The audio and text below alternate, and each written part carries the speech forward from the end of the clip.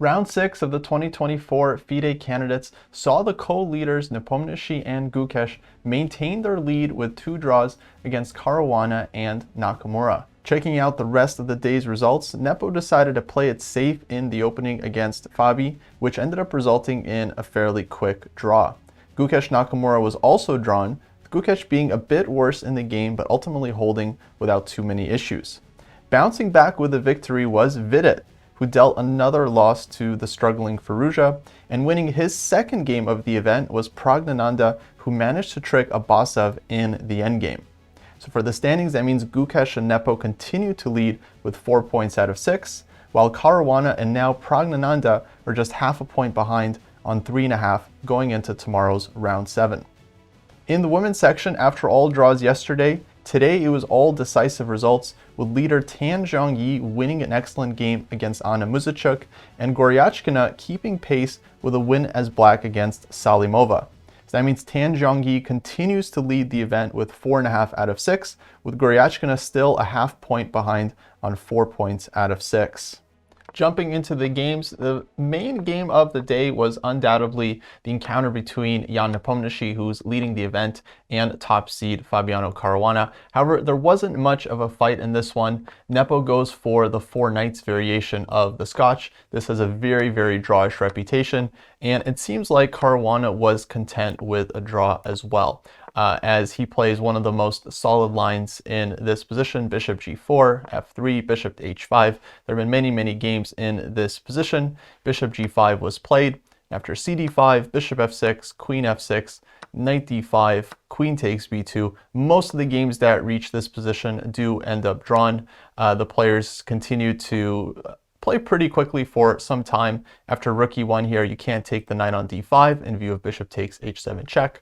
Queen d6 was played. After knight e7 check, king h8, queen e2, and bishop to g6. Nepo takes on g6 with the knight, goes queen to e5, and soon the players reach this endgame with rooks and opposite color bishops with no advantage for either side, and this one was soon drawn. The other key game for the standings, Gukesh against Nakamura, definitely saw more of a battle in this one. Naka going for the hyper-accelerated dragon. Gukesh playing this line with c3, which is definitely considered one of the most serious approaches that white can take. Naka here plays d5, e5, bishop to g4. This is pretty well-known theory. Bishop b5, knight c6. Here white takes on c6, forcing black to double the pawns. And after castles, Naka plays an interesting move here, c4, basically ensuring that he's going to be able to trade off one of his double pawns. And indeed, after d3, takes, bishop takes f3, trading before white has a chance to develop the other knight to d2, forcing white to trade with the queen. It felt like black had no real issues in this opening. Queen e2, queen c7, rook e1, e6. Gukesh plays the move b4, knight e7, knight d2. This was all very, very normal. And after knight to c8, maybe this was the one chance where white might have been able to get an advantage with the move a4. With the idea to meet knight b6 with a5, the knight would drop back to d7, white could play f4, and the computer gives white a bit of an advantage here. I believe black is likely okay after castles, eventually going for the f6 break, and this should give black sufficient counterplay. Instead, we saw c4 in the game, and after castles, bishop to b2, a5. Nakamura, I think, solved all of his issues here quite comfortably. ab4, trades a pair of rooks, takes on c4, knight c4, and knight to b6. This position is basically very, very equal, but after the trade of knights, if anything, it was probably black here playing for the win, as black has the better bishop in the long run. But overall, there really wasn't much Naka could do here. He definitely tried for a bit, looking to press his advantage, but Gukesh defended this one very, very solidly. And eventually, after further maneuvering, rook b5, rook c1 here, bishop d2, rook c4, and bishop e3, everything got traded off. Rook takes b4, queen c6. The players went into the endgame, rook b8, bishop c5, and with just completely dead equal material, after king g7, a draw was offered and accepted. Going to the game between Vidit and Firouzja, there was definitely a big fight in this one as Firouzja opts for the classical Sicilian. Bishop c4 was Vidit's choice, known as the Fischer-Sozin attack. Of course, the main line in this position is bishop to g5, but bishop c4 is definitely a very serious attempt as well. Firouzja plays the modern line, queen b6, knight b3, e6, and here after bishop f4, the surprising move queen back to d8. The main move for black is knight to e5, but queen d8 does seem playable. That said, Firouzja gets into trouble here fairly quickly. After natural moves here, a3 from white, bishop e2, bishop to b7 turns out to be a mistake from black. Because after the move castles, black has a real problem with the d6 pawn. Apparently what he needed to do was to move bishop to e7, and then in case of castles, black could play knight e5, and this would be very, very playable. The problem in the game, however, is that after black plays bishop to b7 and now castles, knight e5 here would run into the tactic knight takes b5. And the point here is that if black takes this one, well, now white can take on e5, and here white is a pawn up, b pawn is hanging with check, and if black takes this bishop, then it's immediately over. After bishop takes b5, white just has way too much pressure on the d file. For example, king e7, queen b4, the game is simply over.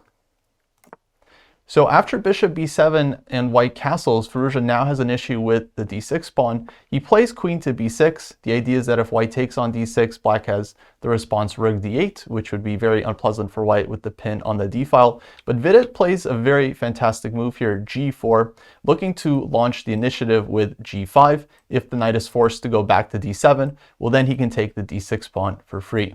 At this point, black's position is already very, very difficult. The engine suggests either rook to d8 or h6, but Firouzja decided to go all in with queen takes f2, grabbing this f-pawn. This, of course, looked extremely risky, and Vidit here, after spending some time, finds the absolute strongest reply here, e5. A very, very nice move. Now, a couple of tactical points here. If knight takes e5, then there's bishop takes b5 check, and black loses the queen on f2, so that's of course unplayable. And after d takes e5, white's idea was probably to play bishop to e3, hitting the queen might go to h4, for example, and then let's say after bishop to g5, queen back to f2, white would have, among other moves, a very strong resource, knight to e4, where the queen is hit, white's starting to take on f6 as well, and of course knight takes e4 runs into mate with queen to d7. So in view of these lines, Firouzja decides to go knight d7 here, but now after e takes d6, white wins the pawn back and just has an absolutely dominant position. Black's king on e8 is in the long run in big trouble, but really the issue is that black's pieces are just not developed here. The rooks are disconnected, and it's just a matter of time before white is going to break through. Firouzja goes back with queen to b6, bishop e3, queen is forced back to d8, rook to f1, and Vidit's only issue here was really his time. He didn't have a lot of time at this point, something around 15 to 20 minutes here to make another 22 moves, but he manages to convert this one quite precisely. After rook c8, the follow-up was queen a7 and queen takes a6, and after rook a8, it's a little bit awkward for white, but Vidit has this move bishop to a7, self-pinning. But the issue for black is that white is ready to take on b5, and then knight to c7 is coming, and black is just not in time to do anything to white's bishop on a7. Firouzja tried g6, but bishop takes b5, bishop h6 check, king to b1, trades on b5, knight b5 castles, now knight c7 from Vidit. At this point, rook c8 is possible, but white just has a huge advantage. He's up a couple of pawns, and this d pawn is just way too strong. So Firouzja decided to sacrifice the exchange here with knight takes g4, but it simply wasn't enough. Knight takes rook, queen takes knight, queen to e2, getting out of the pin and hitting the knight on g4. Queen a7, queen takes g4. Now white has just a pure extra exchange, and the pawn on d6 is very, very strong. Once again, Vidit had some time trouble here, but his technique was basically flawless. He didn't give Firouzja any chances in this one. Queen e5, rook to d4, queen c5, knight d5, king a2, just safeguarding the king, c3, blunting the whole diagonal. And after bishop h6, rook takes d5, Vidit finds the exact right moment to give back the exchange. Now he's up a pawn, but he's basically just winning the game due to the d-pawn. And yeah, the game did not last very long here. d7, rook d8, and knight d4. This was resigns from Firouzja as the knight is coming to c6, and black is just losing way too much material in view of this super strong d-pawn. Praggnanandhaa also ended up winning a very nice game against Abasov here. This one starts off with the Tarrasch, e3 and a3 from white, and this rare move b3 from Pragg, which ends up leading to a pretty interesting position. Abasov decides to take on d4 here, bishop e7, c5, b6, and the two players got a fairly dynamic structure after b4, knight e4, and now nice move from Pragg, knight a4, looking to eventually clamp down on the c5 square.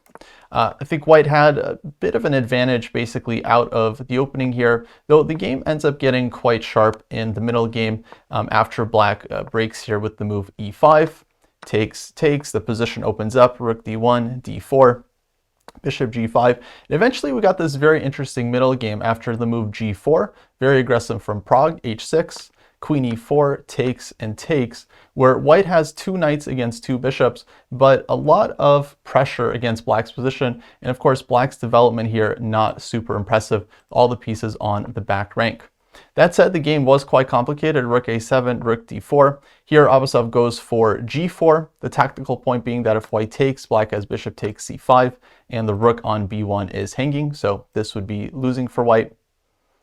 Instead of g4, I think the engine was pointing out rook e7 here, where the game is fairly complicated. But g4, knight g5, Pragg starts to get the advantage. Now black's idea was to take on h2 and play queen to e5, but this endgame after rook d5 takes and knight takes turns out to be very, very unpleasant for black.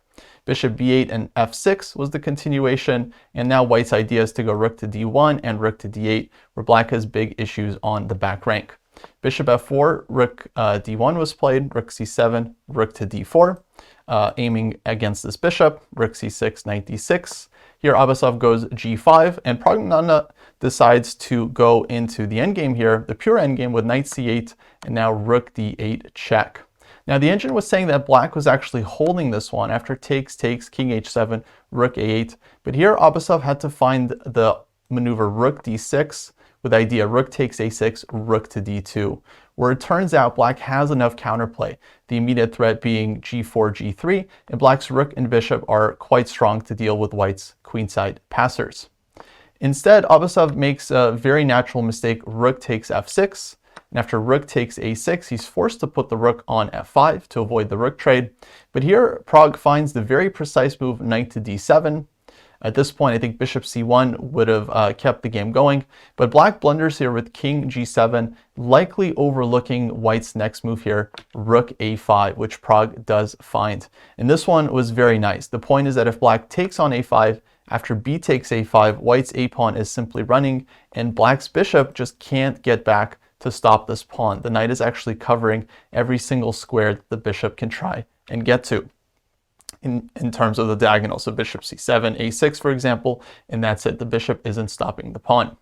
So instead in the game, we saw king to g6, but now a4, the a-pawn starts to run, g3, rook takes f5, and now a5, and once again, black's bishop simply can't stop the a-pawn, and after g takes f2, a6, Abasov had to resign the game, and Pragg ended up winning his second game of the event. Jumping over to the women's candidates, the leader Tan Zhongyi won a very nice game today against Anna Muzychuk. It started off as a Kali system, but eventually white does get a really nice attacking position here with the advanced knight to e5. Black ends up trading on e5 and playing knight to d7. This was probably not the right approach. So after queen to g4 and b4, white's position here is just fantastic, as black has essentially a pretty bad French defense, whereas all of white's pieces are well developed. After a5, knight f3, rook ae1 was the continuation. Black goes for some counterplay with rook a8 and rook to a4, but Tan just plays this one brilliantly, just continues the attack with h5, rook takes b5, and now knight to d4. A really fantastic move, offering the bishop on b2 as a sacrifice. Here the follow would be h takes g6, hg, and bishop takes g6, where white is just immediately breaking through. For example, takes, king h8, knight e6, and their dual threats of queen g7 and knight d8 mean the game is over. Instead, black played the move g5, which feels a little desperate, but what can you do? You got to keep the king side closed. Now, after bishop c3 and f4, white just rips apart the king side anyway, with threats of fg and f5, followed by f6. In the game, queen c8 was played, bishop back to b2, knight c5, now f5. The idea being that if knight takes d3, white has the nice shot f6, where white is winning due to the threat of queen takes g5, as well as just pawn takes bishop. So ef5 was the game, bishop takes f5, and now h6 followed by e6, and white was just absolutely breaking through here.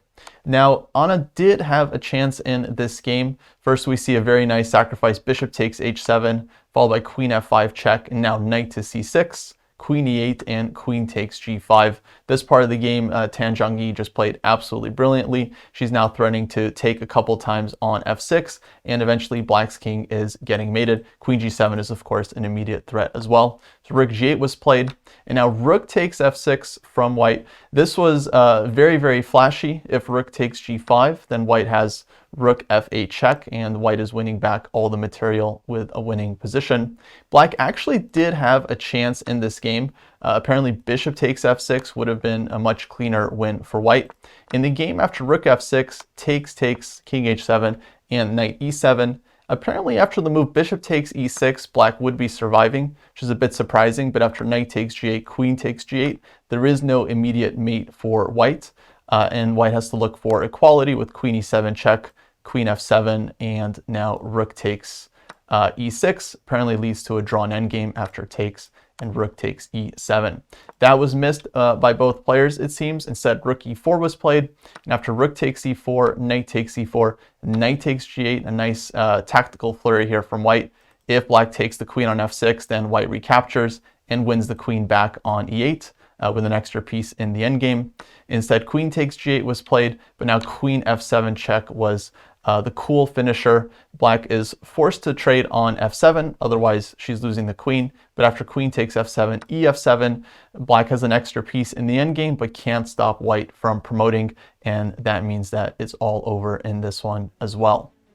So that takes us into tomorrow's round 7, where we'll have a number of critical matchups, including Nakamura with white against Nepo, Fabiano white against Praggnanandhaa, and Gukesh black against Firouzja. So it should be a very, very exciting day of chess ahead of us. Hopefully I'll see you back here for the recap. Until next time, take care.